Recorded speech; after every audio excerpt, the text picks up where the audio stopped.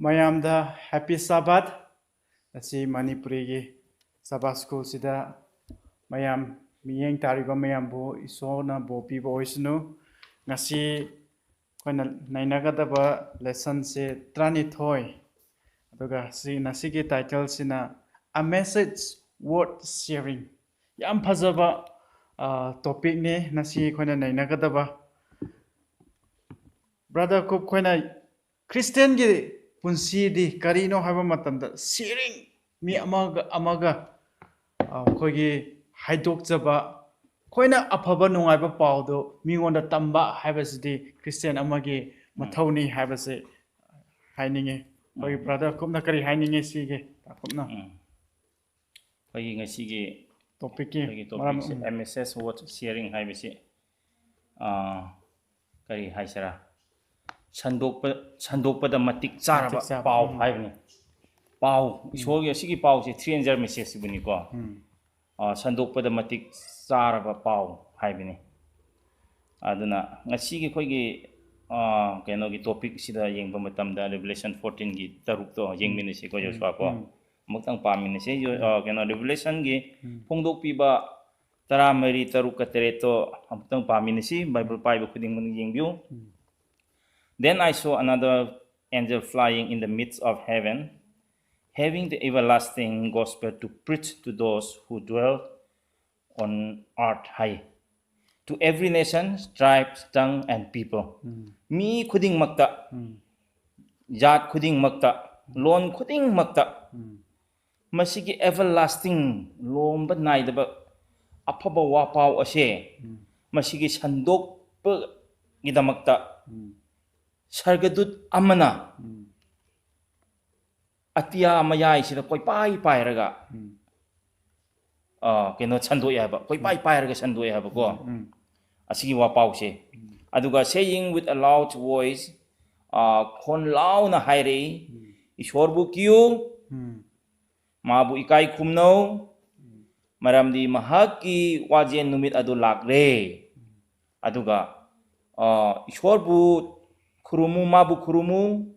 sarga prithvi malem khuding makpu samudra semiba aduga ising uput loina semiba khuding makki mapu haina bidam ko khuding makki mapu asibu ikai khumno khurumsu khurumo hai masi henai koi khurum nangai amat su leite ko ado haiba matamda kanano masi haiba matamda khuding mak sembiba aduga keno se ai khoi bu lobu lakadaba asisu kanano haiba matamda Jisu oirame ko Jisu Kristani hoi ado koina sagaduna santokmani habase kanabu means oramani ado de khoibu oitare iso khangma mi singna pause santok kadori ado iso habase karamba iso no haiba sebiba mapuda lakhanabagi iso na khoibu paudam tami ado aje khoina naigadaba punsi gi iso gi punsi aduga isona karam haina khoibu tawkre habase khoi punsi de yema matamda isoje worthy to honor haidare ko matik sai habase nasi amu khoina para mathang naina bada khoi khamina gane ado matange nomaizing lesson sida isona pau se tamba matamda isona paujen amaje thai khoina nawagi ising achau na mangdringe mamangda nawa isona nawa thaki aduga Sodom and Gomorrah se muthatringe mamangda isona Lot se paujen amoina thaki adumaina khoigi matam sido Peter gi matamda karamba paujen oramani habase khoigi takumna tang habiu masigi se sida laktringai da aina kitang si geno sida Peter's present truth message se lakti ngai da aina sida khara haining bale Jisu Krista gi maram da ko ngasi khoi Jisu gi maram da ngasi Revelation 14 se mainly epicenter si Revelation 14 ya ba khwai digi Revelation gi phongdok pi begi epicenter hai tare khwai digi majai oiba haurak pam ma si Revelation 14 sin ya ba maram duna Jisu Krista gi sibi ba khoi bu kan bi na ba atoning death ase mase universal gine ba khwai digi phajaba amdi ko masi sibisi tongana nang khakki natraga atopa group ama khakki natraga atopa kenam khakki natiaba lam natte universal ginaba namakki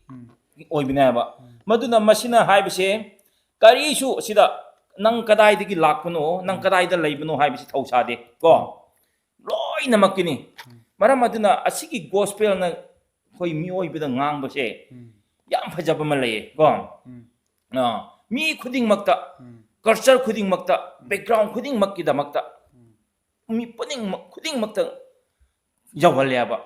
aduna masigi gospel gi masigi message asina kari oibra haibna Yesu Christ gi message aduga Yesu gi magi keno sina mi amaga ama aikoi divide tawbse masina aikoi ethnic ki keno se divide je mana samnanbi ko aikoi ethnic ki divide am layaba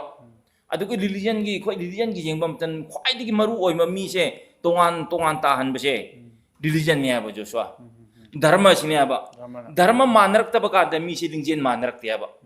dharma manarak tabaka da mi se hangoi nai tongan le hojik samna har matam da khoi Manipur su kari ki damak tu na khoi tongan khai ta na ba keno tau bise hai kan da dharma se manarak tabaka da ko prithvi do oirsu India do orsu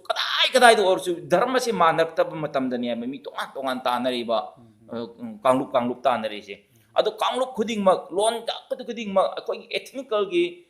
divide lai bise masi kanana samnan bra hai ba kan da Yesu Christ sina mana thong oi be ba khoi loi mak samnan le yam pa jo wai ko maruna sigi good news that Jesus Yesu gi mahaki siraga hingat pa masigi si wapau se yam angak pa miniam incredible oya ba khwai digi men de khoi sida lai re ba ko yamna incredible oyi aduga mana Yesu Christ na siraga hogat pa asina norokki power go Satan gi power magi mapu oiba Satan gi khudum da chan kara adubu Yesu Christ asina thugai biaba thugai ga man time oibiya ba maram aduna mana amara aikoina phangada ba pap ta phangada ba dandi khuding makto mana phangale ada mana sibire mana ko adudagi thadokre aduga amuk hanasu aiko asigi pap ta leiribse masi marak asidasu amuk hana lakini aba aiko bu low lakini aba amuk low lakini aba aiko ina sigida ba matik chara sibada matik chara ga chara bado sibigi dandi phangra bado mana sibire aba aduga mana hingida bagi punsi ado aiko gi hutta magi muhuta aiko bu hinghalle aba yamna khenabani ko masi ko ngasi Revelation 14 gi pura me point sini aikoina sigada ba phangada ba dandi edo Yesu Christ na sibikre mana matik cha hingada ba mana phangpham thokpa hingpham thokpa magi punsi aduda aikoina sifam thokpa aikoi gi kaino ado aduda aikoi bu hinghan biaba masini ko maduna asida amal laye Christa gi in Christ we are Yesu Christ gi mapana aikoi se hana justify tawbire aba ko aikoi si chumthok pire yam phajaba wai chumthok pandantana sanctify su tawbire sengsu sengdok pire aba Yesu Christ na aikoi bu pap ta taraga sigada bado mana koi bu chumthok pire aduga sengsu sengdok pire aduga sengdok padanatana hojik ti kari wali nongma natraga nongmadi soyna aikoi se magi matik magun uwan ki ne ba koi glorify taw ki ne ba maram aduna masinga si koi Bible na focus tawba ani amlay ase focus tawba ani sini Yesu Christ koi bu redeem tawba koi bu kan biba lakre amma aduga amuka hanasu koi bu low lak ne ba halak ki ne ba Yesu Christ lak ki ani point focus tawe Bible ngasi ai koi gi Bible asina phungdok pi basina ani focus tawe Yesu lak ki focus ani tawe ba amadi lakre ba amadi kai do lakpa ai koi bu redeem tawba lakre ba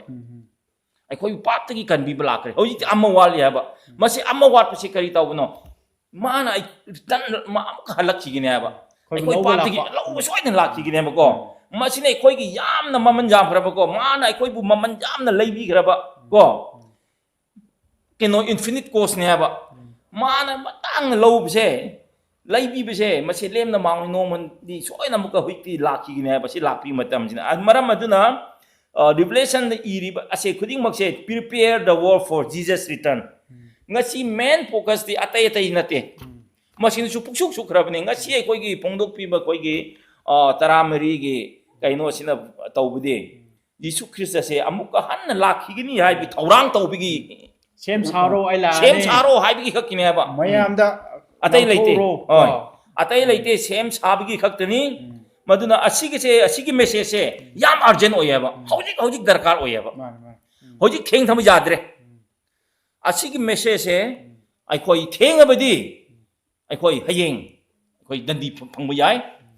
yamna urgent oikaba athuba matamda humse thuna sandokro haibina habako aduni ngasi khoina tawgudabasi aduga hojikki dangna hairibdo sunday gi do peter si present truth message asengmini mase pab kanda khoi padar su adum hai kharase nang ngasai hai su hai reko aikoi si matam su yam keno sanghan de bida hoi ishorna Yesu Krishna natiko ishorna throughout keno aran khubam gi itihas ta aran khubam gi itihas hai bi Genesis tagi hek horapadi gi na revelation pau hai tare ko ngasi pau ba hek Genesis tagi mai horon digi horapana ngasi pau ba se ishor da itihas ta yengba matam da aran khubam gi itihas yengba matam da ishorna tawgida ba thabak khuding makse pangtau tawdi haba pangtau tawdi habidi kaktana khanghandana English ta haragana warning habi tare ko hanna khanghau mangjauna khanghaudana tawdi haba khuding makse message se through prophetic ko sandok piba ishorgi wahai sandok piba khutang degi hanna sandok aga konna thorpa ngaktani haba aikoi padarasu Isaiah Isaiah 46 9 ga 10 go aduga Amos 3:7 makta du su haye aikoi masi yam keno oibini familiar oiba yam common oiba Bible ni masi du su yengba matam da hoiki nang ngasai haribido Noah gi matam du su aduga kari ke yam Egypt ki matam du su Joseph ki matang du su isona warning loina piaba Noah gi ising chawbu su ma khangchaw chawbu nate chahi kaya gi mamang da warning pi kharabni ko aduga Egypt su Joseph ngonda su chak tang ni haina leibido chak tam khudak tangan banatiaba mangjaw na mi oibi gi sem sanan bi gi damakta aduga Babylon ka keno gi Jerusalem kai gi da su destruction gi su mangjaw na haibina Jerusalem kai gi ni haina haibina thau sa da bi gi ngakne adu Babylon gi army sing aduga John the Baptist adu magi wahai repentance ki wahai do kari tawbra prepare a nation for the first coming of Jesus han ani subnati aba John the Baptist na ngangamba wahai sing ado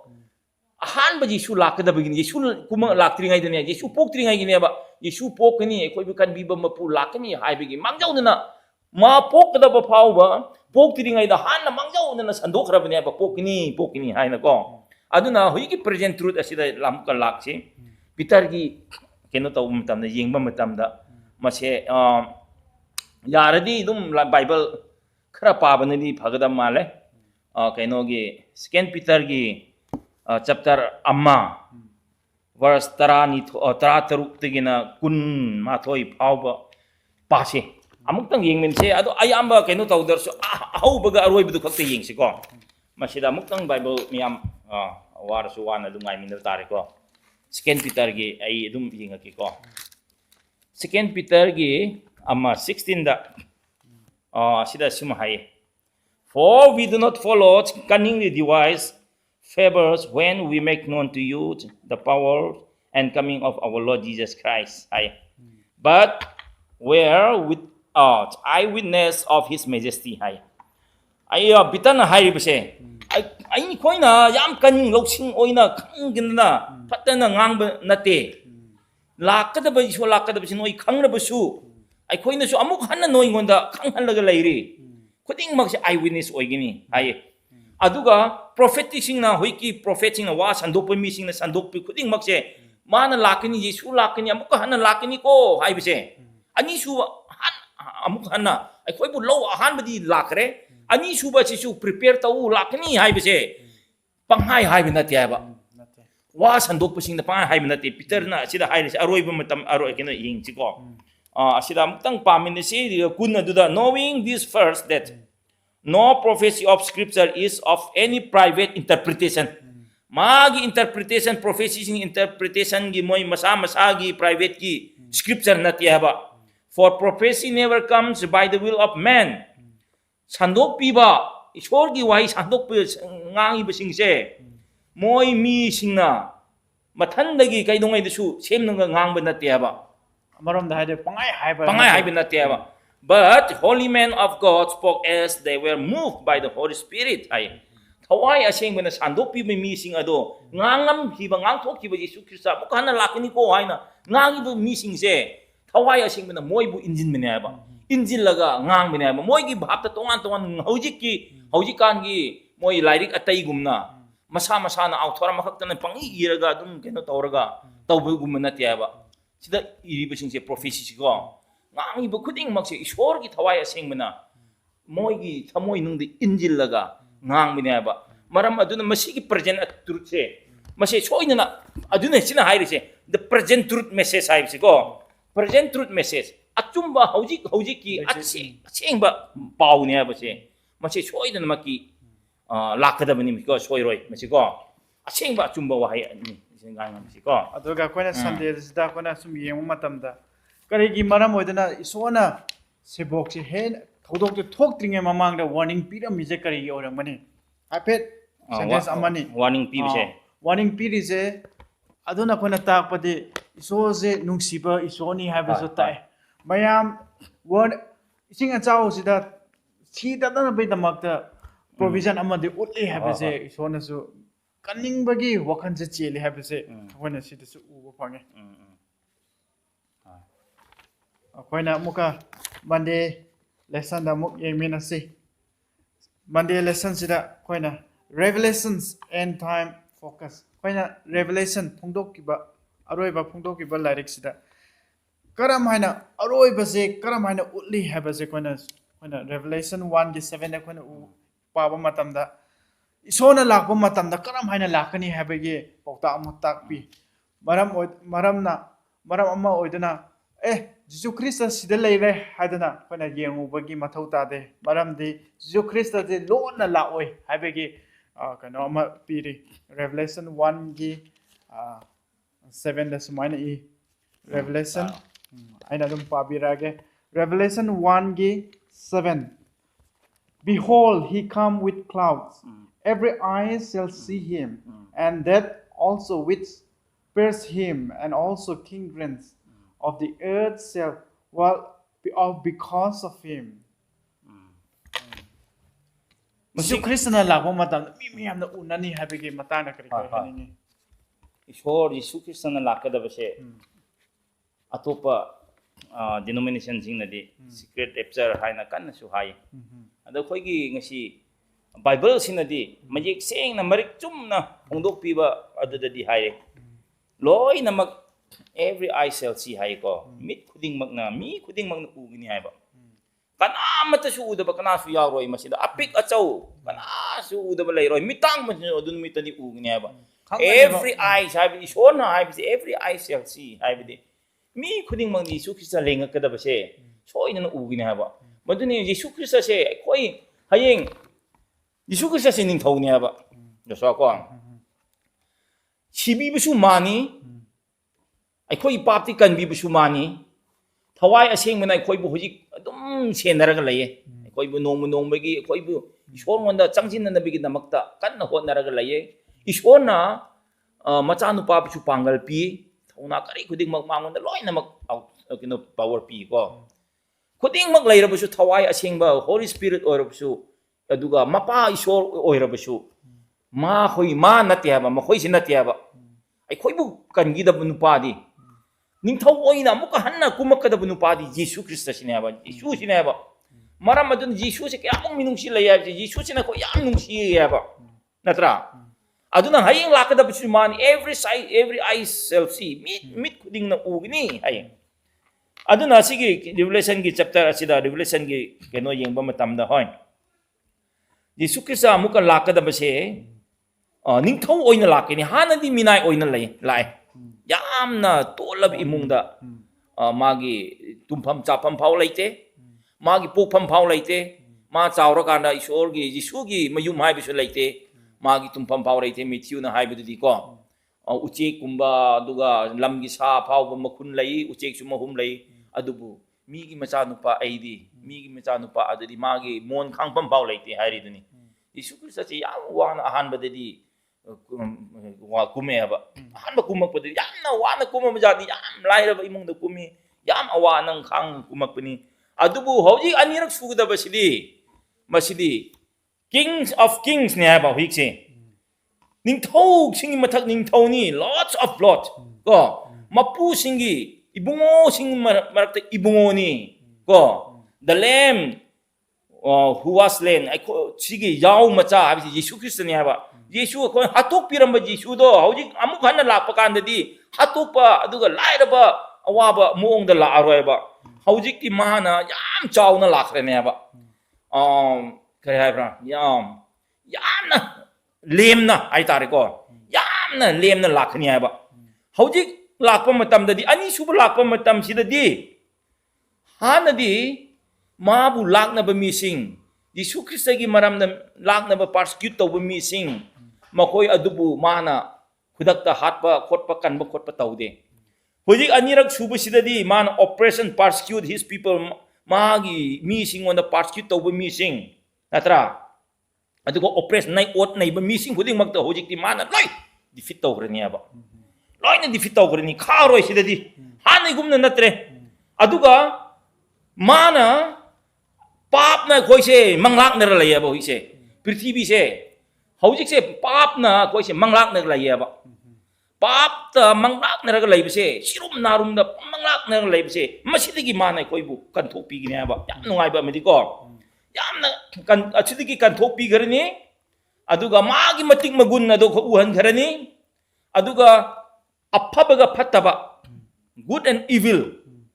मसिगी अनीगी controversy yam mas kuina yam sangna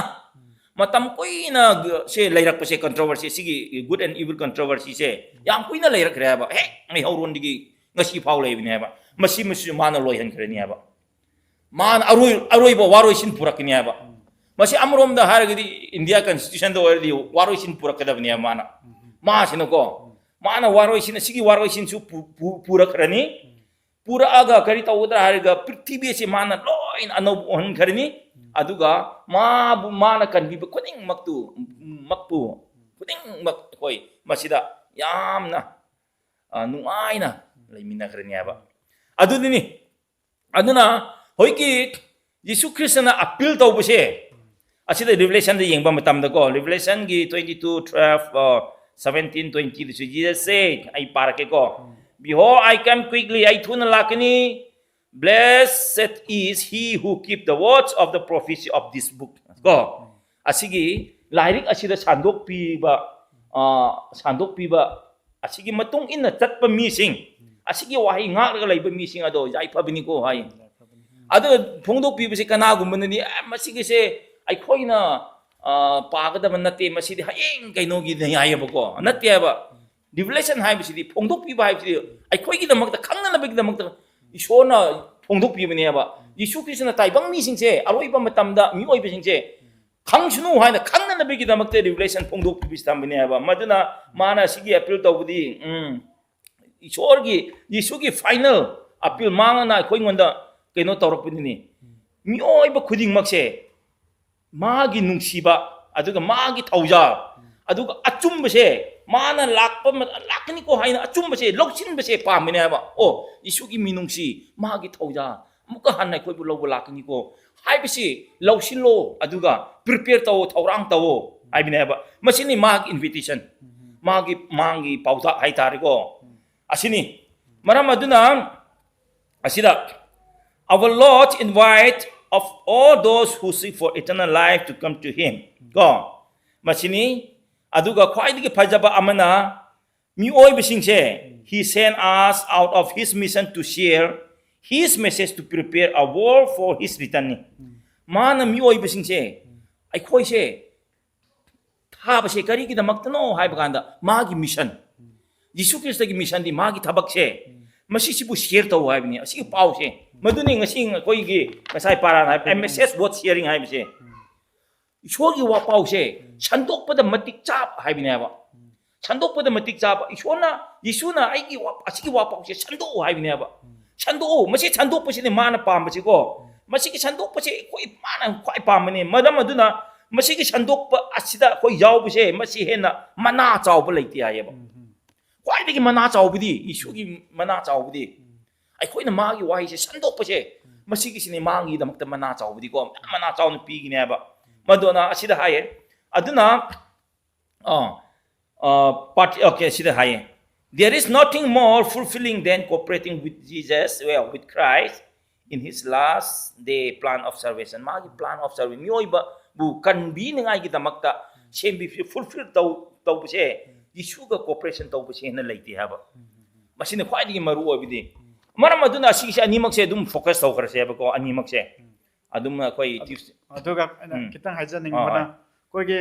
aroi ba haibase pap ne ba pap se leiroi sini ko pap se leiroi Satan na claim tori ba prithvi se isona mu lausilani ko revelation gi 11 gi 15 da isona amu lakani adui damak te khoi sem sao haibi gi parani aduga first Tuesday lesson sida khoina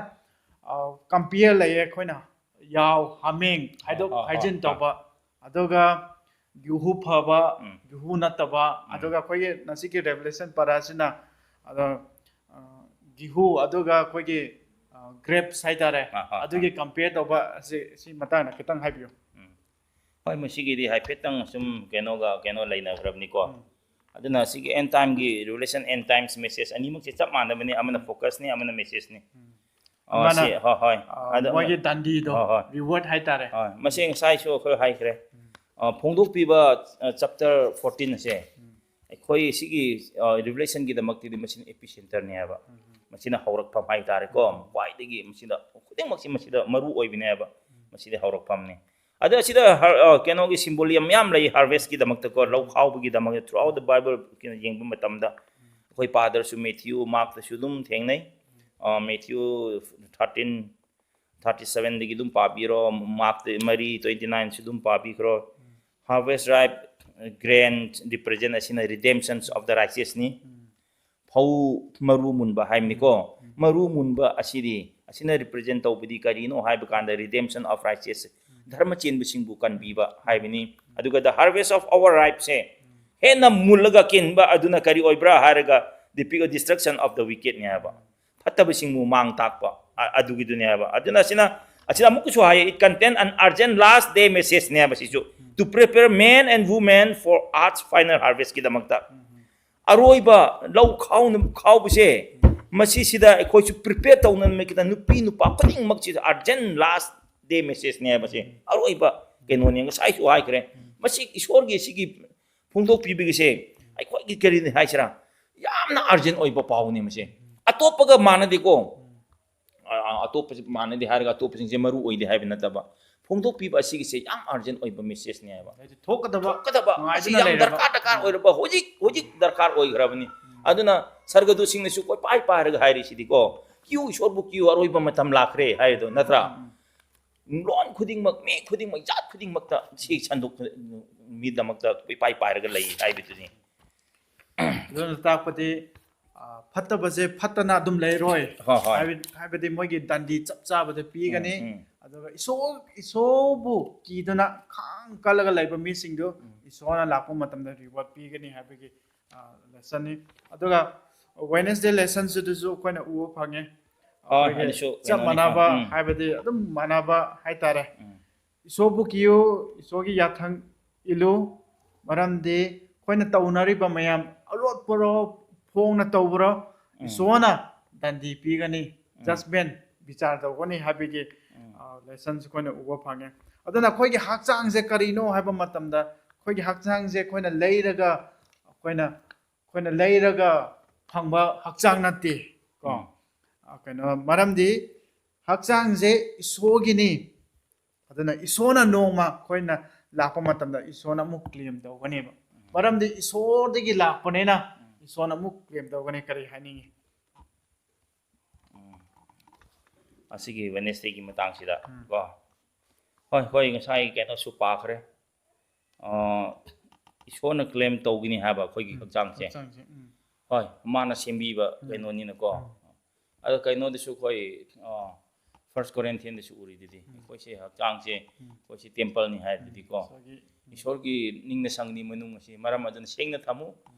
mase sengna thamdardi aina manghangini hai ba ko kana gu sengna thamdaba mi sing adudi aina manghangini hai asigi Revelation 14 gi ngasi khoi gi ngasai gi kai khoi keno de su memory text su khoi pa khara badani aduni adu magi earnest appeal di isor bu kiu and give reverence to God in all we do khadaw ba khoding makta khoi isor bu kiu ikai kum no respect you and his command to obey it and the light of sinikom machina to fear God haiba matam isor kiba haibse isor kiba haibse karmain ki gidabno sini ngasi khoina mi kiba harga ima ipan phugini haina natraga kena tawini ran gidamate kigini adubugi kiba nate ngasi isor kiba haibse isor bu kiu haibse di ma bu kiu mana madi mi hatpa ngambani tawbu ngambani aduna ibu hatkini taw magi wa indardi adugi nate aba kiu haibsidi to hate evil hai proverb ta yengba kandadi ko isor bu ki ba haibsi to hate evil fattabadubu tugujaba pamdaba haibini aduga isor bu ki ba haibsi amuka yengba kanda isor bu ikai kumno haibini ba isor bu respect taw kiu kai do bi isor bu ki gidamno hayeng judgment siga si mariroi dayaba isor gi judgment asi good news ni haine ko isor na hayeng judgment lakada isor amuka hanan lakada judge isor gi bichar numit ase kiu haibse koi ki gidam na te ji su koi di nang thajara di isor ki ngai laite maram di mana lakada base koi bu he will come and save you haibne ba I will come and save you nang koi thajaba singi damak ti nang koi bu kan bi ba lakni ne phattaba singi damak ti destroy to bu lakni ba for the wicked phattaba singi damak ti mang tak pa lakni adubu thajaba singi damak ti mase good news ni haiba na koi bu I will come and save you haiba ni na ko adu man ai koi bu kan ba lakni haiba adu isor ki ba ikai khumna ga dabani ikai khumna ba haiba ikai khumna karamba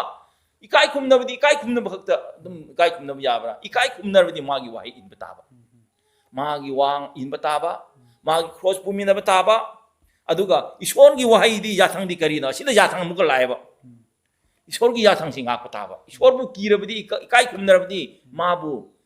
magi yathangbu if you love me keep my commandments you haiduna aibu nungsirabdi aigi yathangwa haidno haidro adu mabu kirabdi mabu ikai kumnarabdi mabu nungsirabdi magi wahai in bataba mabu ngakpi bataba magi yathang singdi karino sabat sing nga o ngak bataba natra si hai ganda 7 days sing sabat kakta palle hai ba yadaba malayaba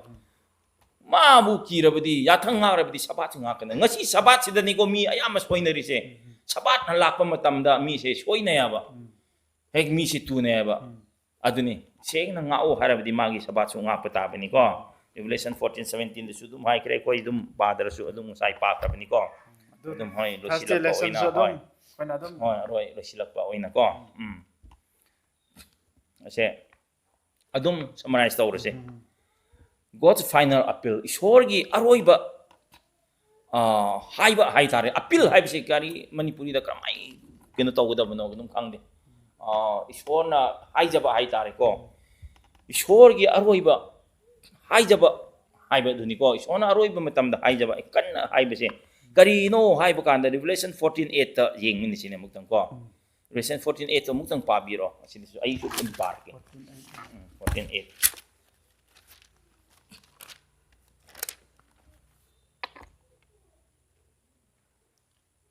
and there follow another angel saying, Babylon is fallen, the great city, because she made all nations drink of the wine of the wrath of her fornication.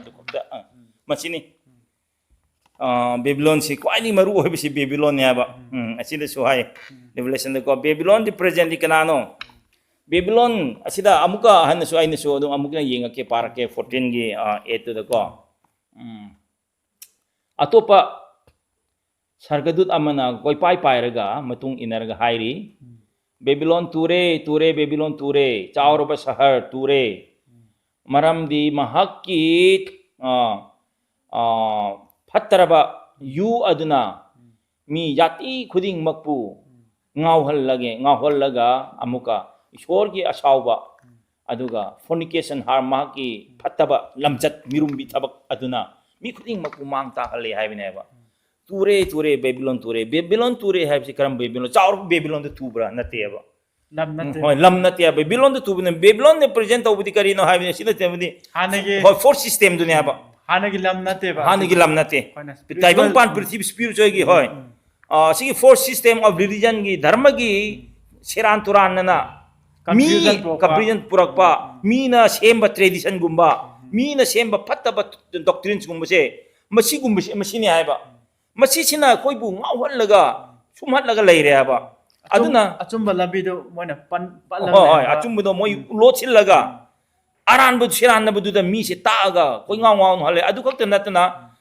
ishordagi Jesu Christadagi henna mokoina henna wang thoyaleba the actual ho moi masamatan actual tawreba aduga moi kari si tawra self righteousness above Jesus masamatan ne koi se dharma chen bini Jesu dagi henna dharma chen bini haina ko ai koi se sinless life ni haina makoi tandana koi se moi keno tawreba righteousness kada pura ke righteousness ko se so amuk tang mom tanda righteousness ka digi lai righteous se kanam na koi bu righteousness pi righteousness of the ishwar khakti ne aba ishwar mondi ki righteousness ne aba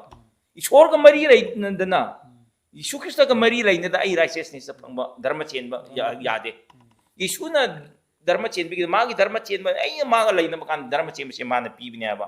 adu ko ngasi sida de moina ko se dharma chen bini haina masam moi mathandana Yeshu gi mathakta mo hoina ai hoini haina keno tawraga lai aba seran na ba force teaching false doctrine, false tradition achina taibang prithvi da lairiba mi khoding maksibu confuse oi haleba chamam na reba maram adunai khwai digi maru oi bidi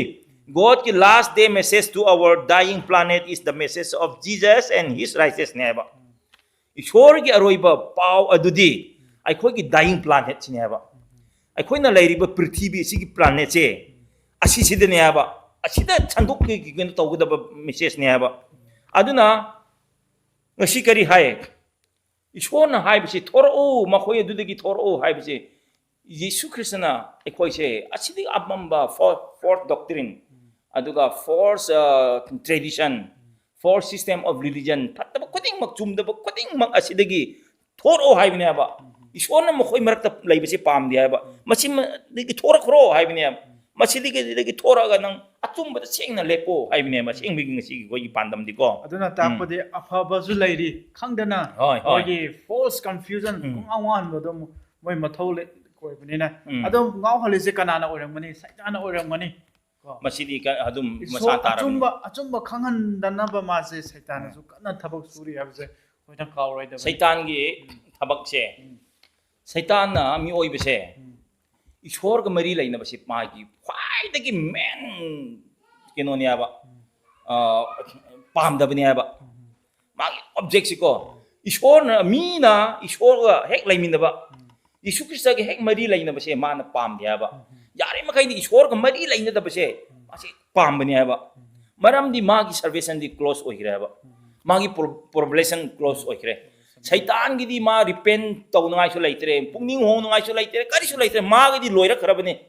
apriti sarga de gi loira kharabane aba ai khoi mi gi di lai aba ai khoi probation di hang ria boi se khoi salvation di chaw na hang ra lai bi ria aba adu nang ai khoi na hek pungning hong numit adu Yesu Krista gi mana hek chang numit khoi pap ko pir khoi aran ko bam phang ne aba ma gi di phang dra ne aba maram adu kari gumba taibang mi na khoi se pungning hong gi Yesu Krista gi manak ta khoi chang abdi ai khoi na pu da pa khuding mak se mi oi bagi pa khuding mak se saitan mathan na pu gi ne ba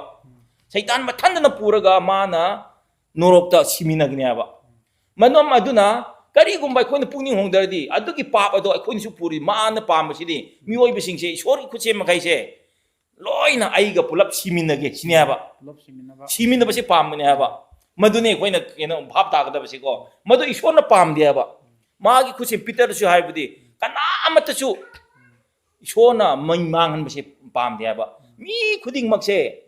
loina hingba ꯐꯪꯕꯁꯦ ꯃꯥꯒꯤ ꯏꯁꯣꯔꯒꯤꯗꯤ ꯄꯥꯟꯗꯝꯅꯤ ꯍꯥꯏꯕ ꯁꯩꯇꯥꯟꯒꯤꯗꯤ ꯅꯠꯇꯦ ꯍꯥꯏꯕ ꯃꯔꯝ ꯑꯗꯨꯅ ꯉꯁꯤ ꯑꯩꯈꯣꯏ ꯍꯥꯏꯕꯁꯦ ꯊꯣꯔꯛꯎ fourth systemdagi fourth system of religion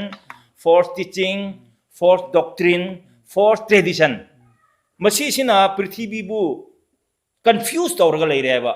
adu nupi du ki fornication nupi du di kanano khangi ko tha keno da le keno da tha da nate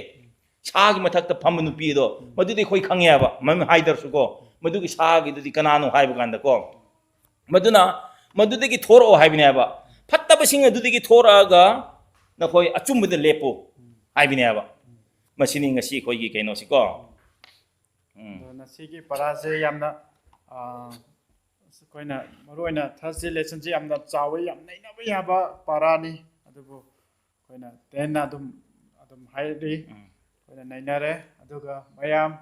ꯅꯣꯏꯅꯁꯨ ꯍꯥꯏꯅꯤꯡꯕ ꯀꯌꯥꯃꯨꯛ ꯂꯩꯔꯒꯁꯨ ꯅꯣꯏꯅ ꯃꯈꯥꯗ ꯀꯣꯃꯦꯟꯠꯁ ꯇꯧꯃꯤꯟꯅꯔꯒ ꯑꯩꯈꯣꯏꯅ ꯀꯝꯃꯨꯅꯤꯀꯦꯁꯟ ꯈꯔ ꯂꯩꯃꯤꯟꯅꯔꯒ ꯑꯩꯈꯣꯏꯅ ꯏꯁꯣꯔꯕꯨ ꯍꯦꯟꯅ ꯈꯪꯕ ꯏꯁꯣꯔꯒ ꯅꯛꯅ ꯂꯩꯕ ꯃꯤ ꯑꯃꯃꯝ ꯑꯣꯏꯅꯅꯕꯒꯤꯗꯃꯛꯇꯁꯨ ꯑꯩꯈꯣꯏꯅ ꯏꯁꯣꯔꯗ ꯍꯥꯏꯖꯁꯤ ꯃꯁꯤ ꯂꯣꯏꯕ ꯌꯥꯅꯅꯕꯒꯤꯗꯃꯛꯇ ꯑꯩꯈꯣꯏ ꯕ꯭ꯔꯗꯔ ꯑꯈꯨꯞꯅ ꯄ꯭ꯔꯦ ꯇꯧꯕꯤꯒꯅꯤ ꯀꯔꯤꯒꯨꯝꯕ ꯍꯪꯅꯤꯡꯕ ꯈꯣꯠꯅꯤꯡꯕ ꯗꯤꯁꯀꯁꯟꯒꯤ ꯑꯗꯨꯒ ꯁꯤꯌꯔ ꯇꯧꯅꯤꯡꯕ ꯂꯩꯔꯁꯨ ꯑꯩꯈꯣꯏꯒꯤ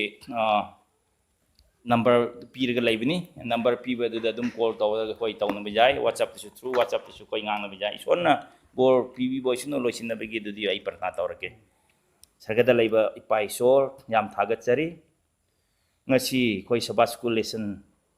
ꯅꯩꯅꯕ ꯑꯁꯤꯗ ꯍꯦꯛ ꯍꯧꯕꯗꯒꯤꯅ ꯑꯩꯈꯣꯏ ꯂꯣꯏꯕ ꯐꯥꯎꯕꯁꯦ ꯑꯩꯈꯣꯏꯒꯤ ꯏꯔꯛꯇ ꯌꯥꯎꯕꯤꯗꯨꯅ ꯄ꯭ꯔꯚꯨ ꯑꯩꯈꯣꯏꯒꯤ ꯊꯃꯣꯏ ꯍꯥꯡꯕꯤꯗꯨꯅ ꯑꯩꯈꯣꯏꯒꯤ ꯋꯥꯈꯜ ꯍꯥꯡꯕꯤꯗꯨꯅ ꯂꯧꯁꯤꯡ ꯒ꯭ꯌꯥꯟ ꯕꯨꯙꯤ ꯄꯤꯕꯤꯗꯨꯅ ꯄ꯭ꯔꯚꯨ ꯍꯥꯏꯔꯤꯕ ꯃꯅꯨꯡ ꯑꯁꯤꯗ ꯌꯥꯎꯔꯤꯕ ꯈꯨꯗꯤꯡꯃꯛꯁꯦ ꯑꯩꯈꯣꯏ ꯅꯩꯅꯕ ꯐꯪꯕꯒꯤꯗꯃꯛꯇ ꯄ꯭ꯔꯚꯨ ꯌꯥꯝ ꯊꯥꯒꯠꯂꯤ ꯑꯗꯨꯒ ꯂꯣꯏꯅ ꯅꯪꯅ ꯑꯩꯈꯣꯏꯒꯤ ꯃꯔꯛꯇ ꯂꯣꯏꯅꯕꯤꯗꯨꯅ ꯑꯩꯈꯣꯏꯕꯨ ꯌꯥꯝ ꯅꯨꯡꯉꯥꯏꯅ ꯑꯩꯈꯣꯏꯕꯨ ꯉꯁꯤ ꯑꯩꯈꯣꯏ ꯗꯤꯁꯀꯁꯟꯁꯦ ꯂꯣꯏꯁꯤꯟꯕꯤꯕꯒꯤꯗꯃꯛꯇꯁꯨ ꯌꯥꯝ ꯊꯥꯒꯠꯆꯔꯤ ꯏꯄꯥ ꯏꯁꯣꯔ ꯈꯨꯗꯤꯡꯃꯛꯁꯦ ꯅꯍꯥꯛꯀꯤ ꯅꯨꯡꯁꯤꯕꯒꯤ ꯃꯄꯥꯜꯅꯤ ꯃꯔꯝ ꯑꯗꯨꯅ ꯍꯧꯖꯤꯛ ꯑꯩꯈꯣꯏ ꯃꯇꯝ ꯂꯣꯏꯁꯤꯜꯂꯦ ꯑꯃꯨꯛꯀ ꯇꯥꯔꯤꯕ ꯈꯨꯗꯤꯡꯃꯛꯀꯤ ꯃꯊꯛꯇꯁꯨ ꯕꯣꯔ ꯄꯤꯕꯤꯌꯨ ꯃꯣꯏ ꯊꯃꯣꯏ ꯋꯥꯈꯜꯁꯨ ꯍꯥꯡꯕꯤꯌꯨ ꯄ꯭ꯔꯚꯨ ꯑꯆꯨꯝꯕꯗ ꯂꯧꯁꯤꯟꯕ ꯉꯝꯅꯅꯕ ꯑꯗꯨꯒ ꯑꯩꯈꯣꯏꯒꯤ ꯃꯊꯛꯇꯁꯨ ꯕꯣꯔ ꯄꯤꯌꯨ ꯑꯃꯨꯛꯀ ꯍꯟꯅꯁꯨ ꯅꯍꯥꯛꯀꯤ ꯑꯆꯨꯝꯕ ꯋꯥꯄꯥꯎꯁꯦ ꯁꯤꯌꯔ ꯇꯧꯕ ꯉꯝꯅꯅꯕꯒꯤꯗꯃꯛꯇ ꯑꯩꯈꯣꯏꯒꯤ ꯃꯊꯛꯇꯁꯨ ꯕꯣꯔ ꯄꯤꯕꯤꯌꯨ ꯍꯥꯏꯅ ꯑꯃꯠꯇ ꯉꯥꯏꯔꯕ ꯌꯤꯁꯨ ꯈ꯭ꯔꯤꯁꯇꯒꯤ ꯃꯤꯡꯗ ꯅꯤꯖꯕꯅꯤ ꯆꯥꯟꯕꯤꯗꯨꯅ ꯁꯔꯒ ꯇꯥꯟ ꯂꯧꯈꯠꯄꯤꯌꯨ ꯑꯥꯃꯦꯟ ꯑꯃꯦꯟ